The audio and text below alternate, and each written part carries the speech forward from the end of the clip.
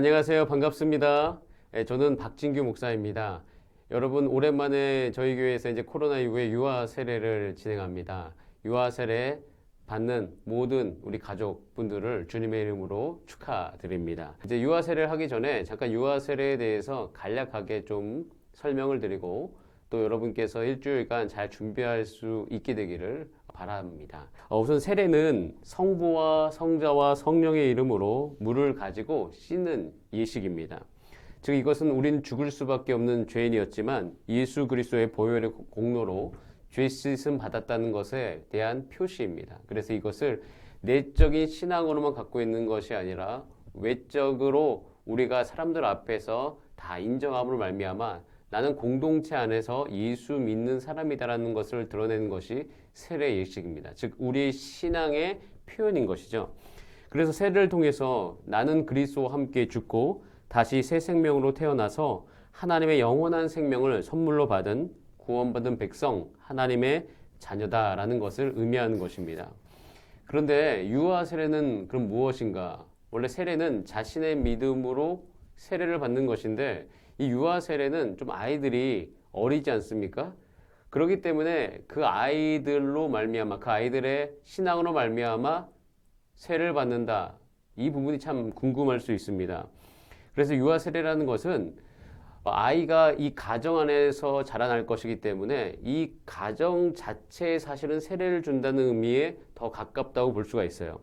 그래서 유아 세례는 어린 아이가 직접 신앙을 고백하지는 못하지만 부모가 아이를 대신하여 신앙을 고백함으로 세례를 받는 것입니다. 여기서 중요한 것은 부모의 신앙으로 받는다는 것이에요. 그러니까 부모의 신앙으로 아이에게 세례를 준다는 것은 사실은 부모의 믿음의 표현이고요. 책임 있는 믿음의 결단입니다. 즉 믿음을 가진 부모가 이 자녀를 하나님께서 주신 자녀라고 인정하는 것이 반드시 선행되어져야 돼요. 그래서 이 자녀가 하나님께서 나에게 주신 자녀다. 그렇기 때문에 이 자녀를 그냥 키우는 것이 아니라 중요한 포인트 한 가지. 부모의 믿음 안에서 키운다는 것입니다.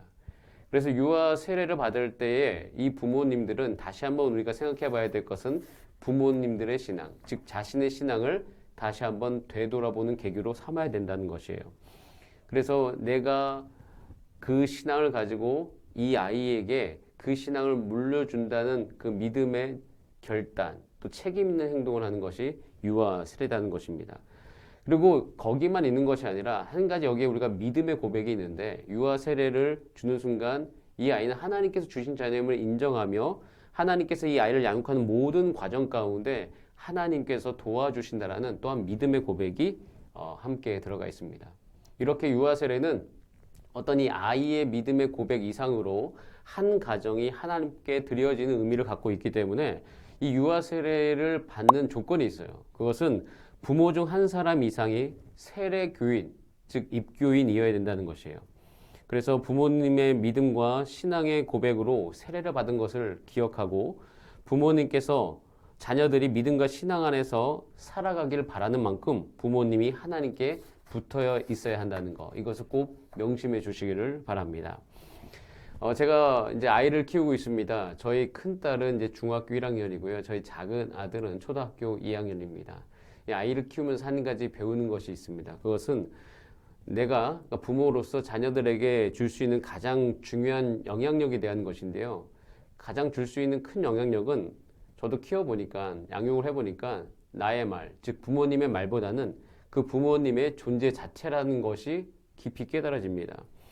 그러니까 자녀들의 정체성과 자녀들의 행동에 영향을 주는 것은 부모님의 존재 그 자체라는 것이에요.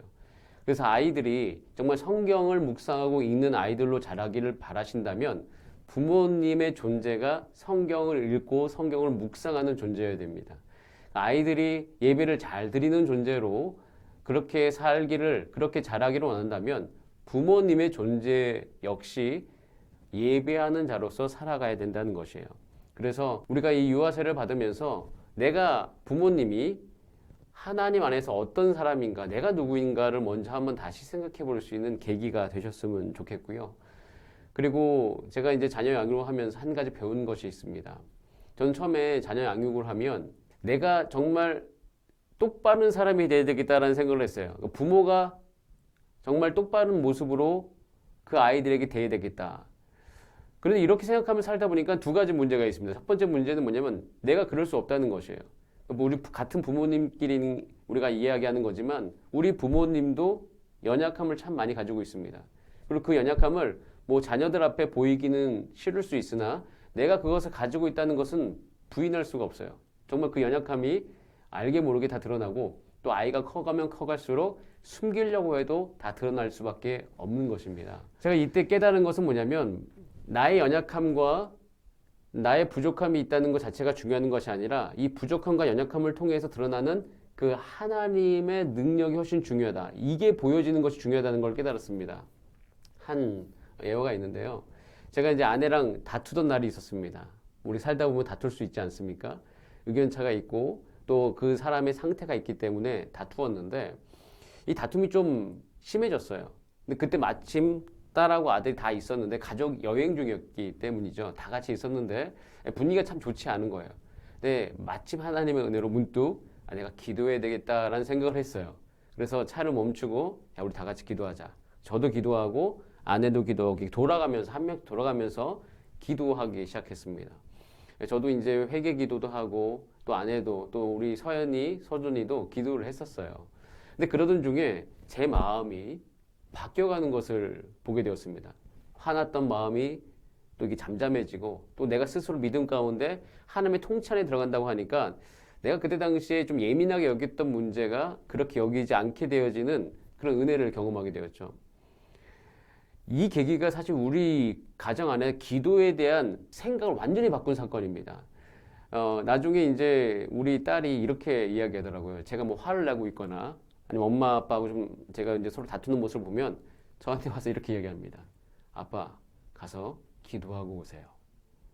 이게 너무 중요했던 깨달음이라는 걸 알게 되었습니다. 왜냐하면 저희 딸에게 제가 온전한 모습을 보이는 것보다 더 중요한 것은 내가 부족할 때 기도하면 된다는 생각이 들어갔다는 것 이 자체. 저는 이 자체가 저에게 있어서 굉장히 중요했던 순간이었습니다. 그것을 보여줌으로 말미암아 저희 자녀들도 문제가 있을 때 나는 하나님께 가야 되겠구나 이제 이런 생각을 할 수 있다는 것이죠. 그래서 여러분 부모로 살아가면서 여기에 여러분의 교육의 포커스가 있었으면 좋겠습니다.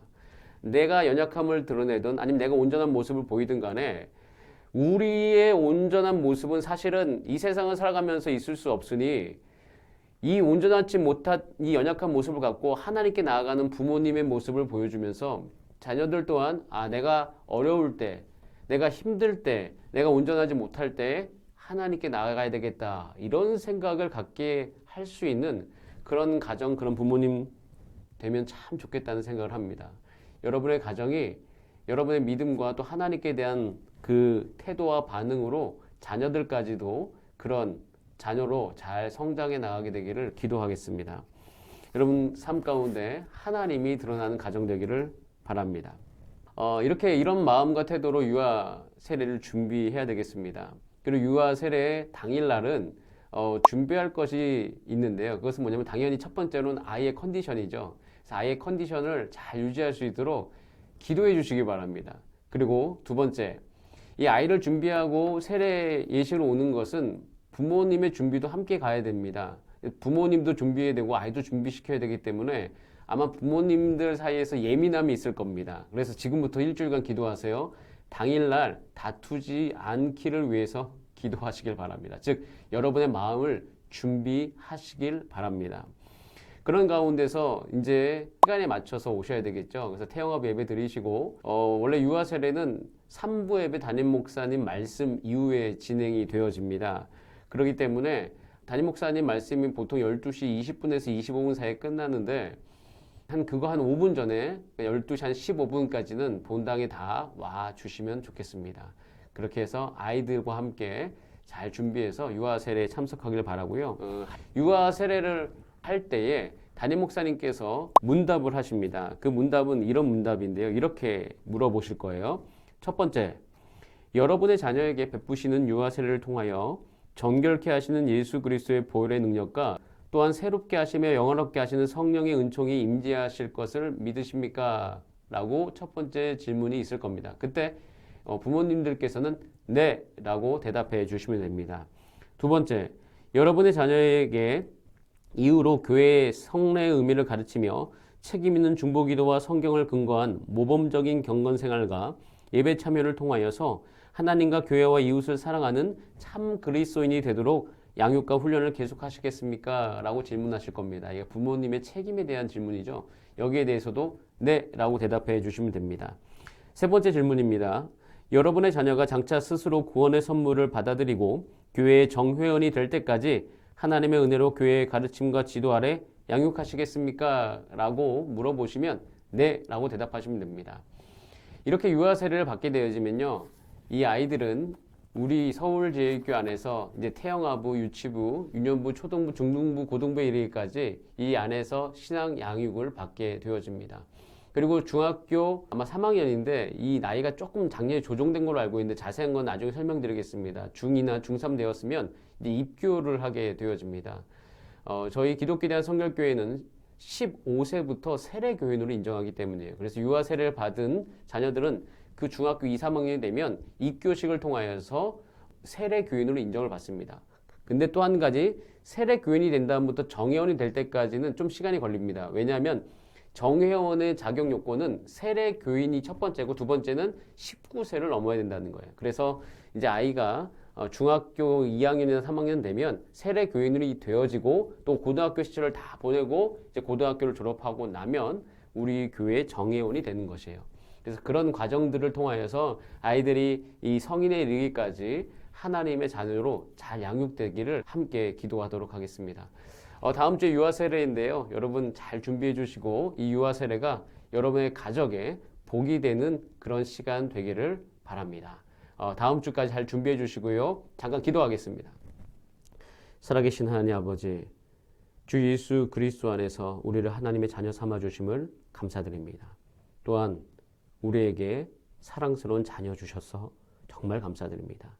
이 자녀가 정말 하나님 안에서 잘 성장해 가기를 간절히 바랍니다. 이 간절히 바라는 마음을 갖고 부모님과 또 교회가 함께 모여서 이 아이에게 유아 세례 줍니다. 이 모든 것을 통하여서 이 아이가 하나님 손에 붙들린 바 되어져서 육과 영과 혼이 잘 성장해 나갈 수 있도록 은혜 베풀어 주시옵소서. 감사드리며 예수님의 이름으로 기도드립니다. 네, 감사합니다.